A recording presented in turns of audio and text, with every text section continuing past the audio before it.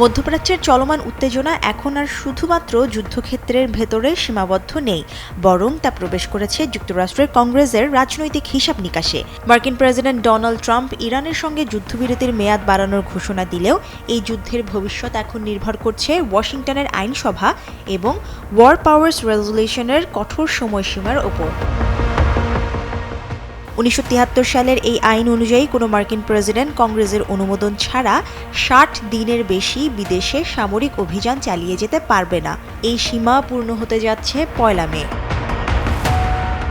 আইন অনুযায়ী প্রতিনিধি পরিষদ এবং সেনেট উভয় কক্ষে সাধারণ সংখ্যাগরিষ্ঠতায় একটি যৌথ প্রস্তাব পাশ হলে তবেই যুদ্ধ অব্যাহত রাখা সম্ভব। কিন্তু বাস্তবতা বলছে এখনো পর্যন্ত সেই অনুমোদনের কোনো সম্ভাবনা তৈরি হয়নি। বসুন্ধরা ডায়াপেন্ট এখন আরো উন্নত। এই হট এয়ার থ্রো টপশিট দ্রুত শোষণ করে সোনামণিকে দেয় কোমল অনুভূতি। কংগ্রেস বিভক্ত দুই ভাগে, ডেমোক্র্যাটরা যুদ্ধবিরোধী অবস্থানে আর রিপাবলিকানদের একটি অংশ প্রেসিডেন্টের পাশে দাঁড়ালেও শর্ত সাপেক্ষে অবস্থান নিচ্ছে। আইন বিশ্লেষকদের মতে প্রেসিডেন্ট চাইলে 30 দিনের একটি অতিরিক্ত সময় নিতে পারেন, তবে তার জন্য লিখিতভাবে ব্যাখ্যা দিতে হবে। এরপরও কংগ্রেস যদি অনুমোদন না দেয় তাহলে আইন অনুযায়ী অভিযান বন্ধ করার বাধ্যবাধকতা তৈরি হয়। তবে ইতিহাস বলছে বাস্তবে এই বাধ্যবাধকতা সবসময় কার্যকর করা হয়নি। একাধিক প্রেসিডেন্ট এই সীমা এড়িয়ে গেছেন বা ভিন্ন ব্যাখ্যা ব্যবহার করেছেন। রিপাবলিকানদের একটি অংশ প্রকাশ্যে বলছে 60 দিনের পর কংগ্রেসের অনুমোদন ছাড়া যুদ্ধ চালিয়ে যাওয়া অসম্ভব। আবার কেউ কেউ ট্রাম্পের অবস্থানকে সমর্থন করলেও দীর্ঘমেয়াদী সংঘাতে জড়ানোর বিষয়ে সতর্কতা দেখাচ্ছে। ফলে অনুমোদনের পথ যেমন কঠিন, তেমনি রাজনৈতিক ঝুঁকিও বাড়ছে।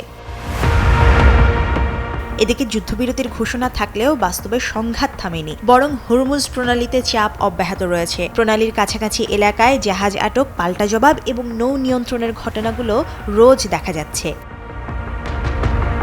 বিশ্লেষকদের মতে ট্রাম্পের জন্য এটি শুধু যুদ্ধ পরিচালনার প্রশ্ন নয়, বরং রাজনৈতিক অস্তিত্বেরও পরীক্ষা।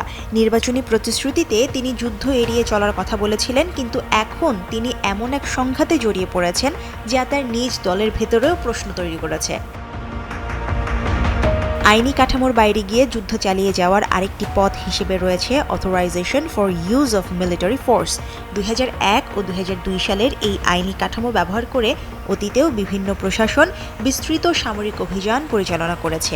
বিশেষজ্ঞরা মনে করছেন প্রেসিডেন্ট ট্রাম্প চাইলে অতীতের মতো এবারও ভিন্ন ব্যাখ্যা ব্যবহার করে কংগ্রেসের সরাসরি অনুমোদন এড়িয়ে যুদ্ধ পরিচালনা চালিয়ে যেতে পারেন। আন্তর্জাতিক বিশ্লেষকদের মতে এই যুদ্ধ দীর্ঘায়িত হলে তা শুধু যুক্তরাষ্ট্রের অভ্যন্তরীণ রাজনীতি নয়, বরং পুরো মধ্যপ্রাচ্যের স্থিতিশীলতা এবং বৈশ্বিক নিরাপত্তা কাঠামোকে চরম অনিশ্চয়তার দিকে ঠেলে দিতে পারে। Mushrifa নুসহাত, Daily Sun.